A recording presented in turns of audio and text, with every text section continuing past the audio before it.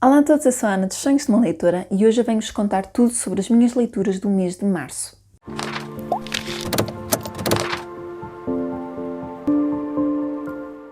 Março foi um excelente mês de leituras para mim, não só eu não comprei nenhum livro, portanto foi ótimo para reduzir aí a pilha de livros que tinha aí por ler, mas também li livros de géneros diferentes e de estilos diferentes, li livros infantis, li clássicos, li romance histórico, li contemporâneo, li jovem adulto, portanto li um bocadinho de tudo e li um total de 6 livros, foi mesmo um mês muito bom de leituras. Então, o primeiro livro que eu li este mês foi As Naus de Verde Pinho, de Manuel Alegre.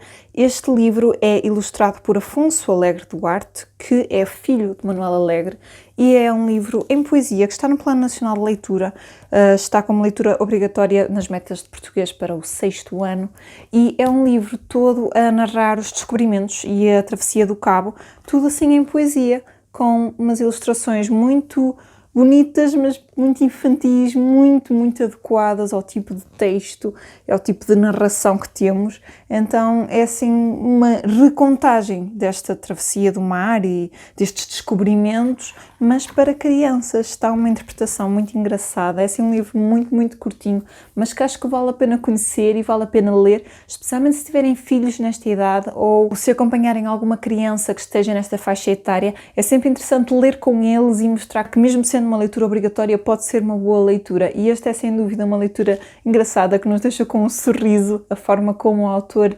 interpreta e narra os acontecimentos de forma muito infantil e muito clara, mas também deixando ali uma expressão ou outra menos conhecida, também para ampliar o vocabulário da criança e também para a fazer mais curiosa e querer saber mais. Acho que está um livro bastante interessante e eu dei-lhe 4 estrelas. Depois eu parti para ficção histórica e peguei no The Empress of Bright Moon, da Wayne Dyer Randall. Este é o segundo volume, segundo e último desta duologia da Imperatriz da Lua Brilhante. Em português foi traduzido também o primeiro volume como Imperatriz da Lua Brilhante, apesar do nome original ser A Lua no Palácio. Aqui há sempre um paralelismo entre a Lua e esta Imperatriz, até porque tem a ver com o nome dela, da Imperatriz Wu. E aqui nós temos o desenrolar da história desta menina que nós conhecemos no primeiro volume, que foi para o palácio para servir um imperador, e aqui temos a continuação da história dela, ela que caiu em desgraça depois do imperador morrer. Aqui ela ultrapassa montes de obstáculos para estar com o príncipe que ela sempre amou e até chegar então à imperatriz. Isto não é nenhum spoiler, ela é uma história de imperatriz.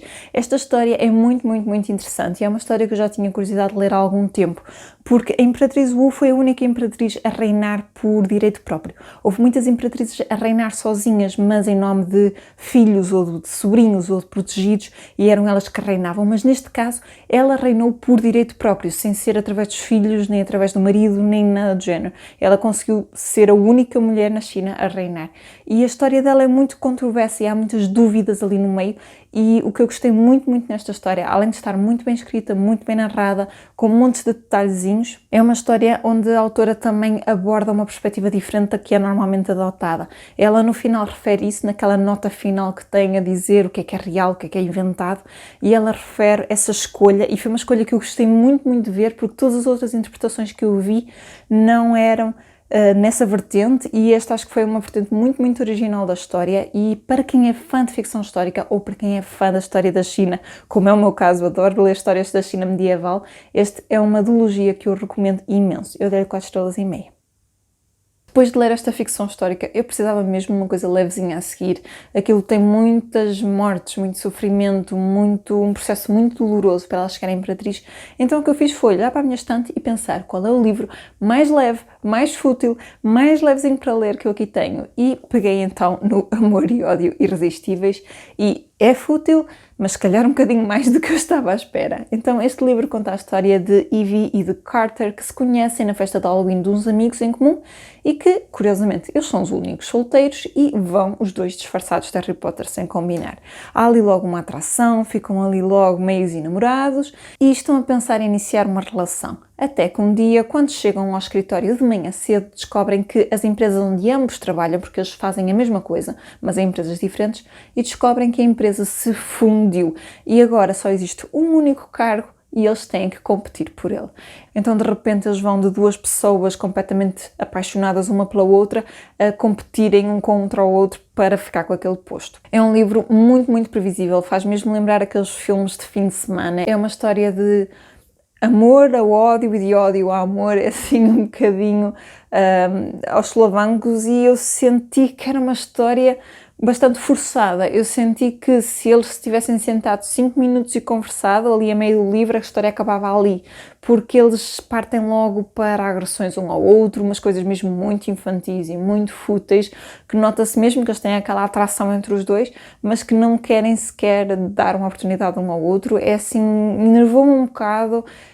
Achei demasiado fútil, demasiado forçada, aquele vai não vai, aquele picar-se uns aos outros sem nunca sair do sítio, e também senti que a relação dos dois era muito, muito baseada só na atração física e em mais nada. Eu estava de facto à procura de uma coisa fútil, mas este para mim não funcionou muito pessoalmente. Eu gostei da escrita, foi a primeira vez que eu li alguma coisa da Christina Lauren, que são estas duas senhoras aqui. Elas escrevem muito romance, escrevem muito de ódio a amor, e isso não me faz propriamente confusão, mas em particular este livro para mim não funcionou muito. Eu acabei por lhe dar 3 estrelas e meia. A seguir, e à procura de uma coisa leve que me fizesse rir, eu fui para o meu conforto do costume, que é P.G. Wodehouse. Eu comecei então a ler esta série. Isto é uma série chamada Blandings Castle, e as séries deste autor, o que acontece é que se cruzam com outras séries dele. Então eu estou a ler tudo por ordem cronológica do que ele escreveu, para apanhar todos os detalhezinhos, apesar de não ser necessário fazer isso, mas é uma coisa que eu gosto de fazer.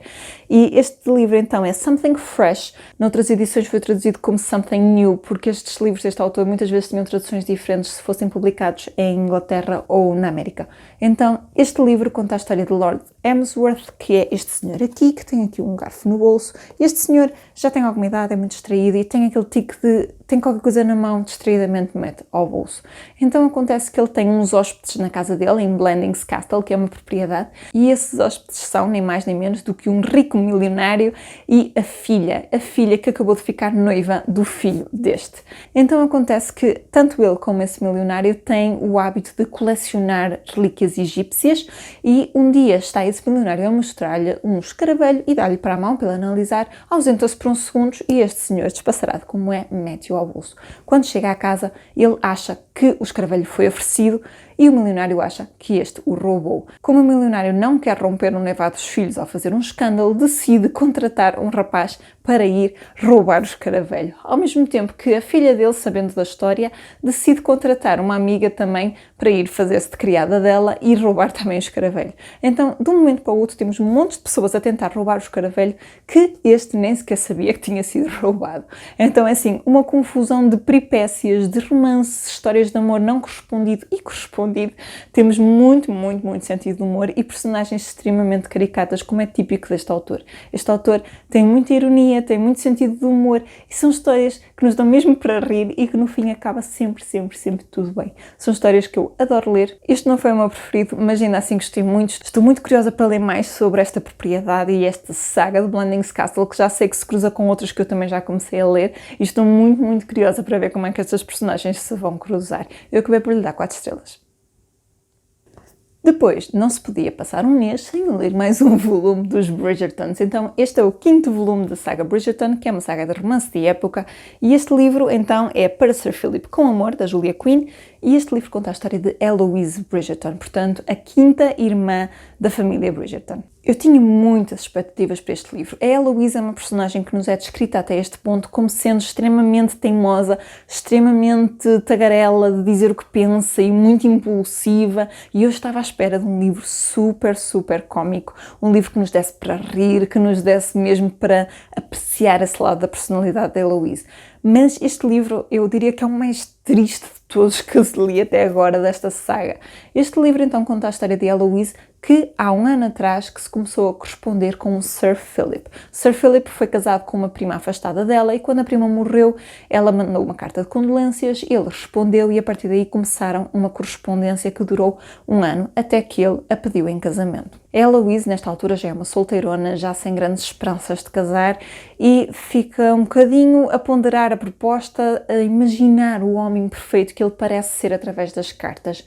Entretanto, num impulso, ela decide ir conhecê-lo e a partir daí as coisas complicam-se. Eu estava à espera de ter aqui a Heloise alegre e tagarela que influencia toda a gente, e este livro, nós 90% do tempo temos uma Heloise perdida que não sabe o que quer, nem sabe o que é que há de fazer à vida dela. E foi isso que me desiludiu um bocadinho neste livro, porque eu estava à espera de muito, muito mais. Eu tinha muitas expectativas, demasiadas para este livro. Este livro é bastante triste, fala de temas como a depressão, o suicídio, a relação com os pais e o amor que nos faltou dos pais ou que temos dos pais. É um livro com muitas reflexões e muitos temas importantes, e foi um livro que eu não estava mesmo nada à espera que tivesse isso, especialmente tendo em conta esta personagem como protagonista. Ainda assim, é um livro de Julia Quinn, lê-se bem, é romântico, é previsível e eu dei-lhe 4 estrelas. Depois eu peguei em Jovem Adulto e peguei no Frank e o Amor, de David Hume.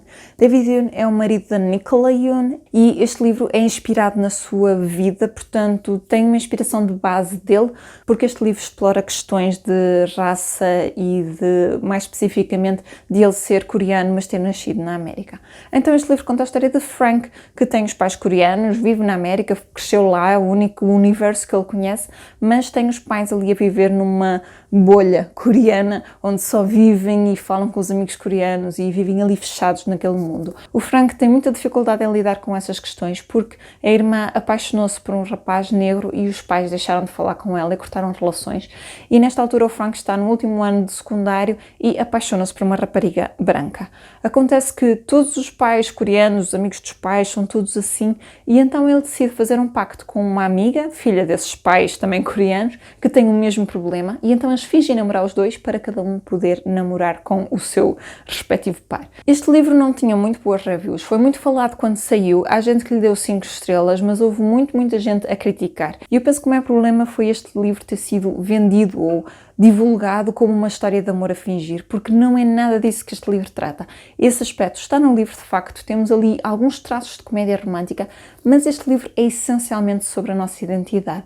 Este é um livro em que o Frank divaga muito sobre o que é ser coreano-americano, o que é ser filho de pais coreanos, ou estar na rua e alguém falar com ele em coreano e ele não ser capaz de responder, mas estar com americanos e eles acharem que ele é estrangeiro por causa da sua aparência. É um livro muito sobre o que é que nós estamos dispostos a abdicar para os nossos pais serem felizes e o que é que estamos dispostos a fazer por nós próprios, mesmo que seja contra os nossos pais. Este é um livro com questões muito sérias, é um livro bastante triste, é um livro que não tem muito de comédia romântica, mesmo da comédia em si, é um livro que nos faz pensar. E é um livro também com um estilo de escrita bastante detalhado. Fez-me um bocadinho lembrar o John Green, na perspectiva de estar na cabeça do protagonista, a explorar vários pensamentos e os altos e baixos, etc. Este é um livro que eu recomendaria se alguém estiver à procura de um livro sobre questões raciais, sobre a questão da família, da ligação com os irmãos e com os pais, sobre a questão de identidade, sobre a questão do 12º ano e das escolhas. Esse é um livro que vos pode interessar. Se estiverem à procura de uma comédia romântica com este aspecto de namoro a fingir, este não é um livro para vocês, porque não vão gostar, não tem muito por onde explorar essa parte, é uma parte muito curta do livro. No final, acabei por lhe dar 3,5 estrelas. E foi isso, pessoal. Estas foram as minhas leituras do mês de março. Já leram algum destes? Têm curiosidade em fazê-lo? Digam-me em baixo. Gostem deste vídeo, partilhem com os vossos amigos e não se esqueçam de subscrever o meu canal para me ajudar neste projeto. Eu vejo-vos no próximo vídeo. Até lá, fiquem bem e boas leituras!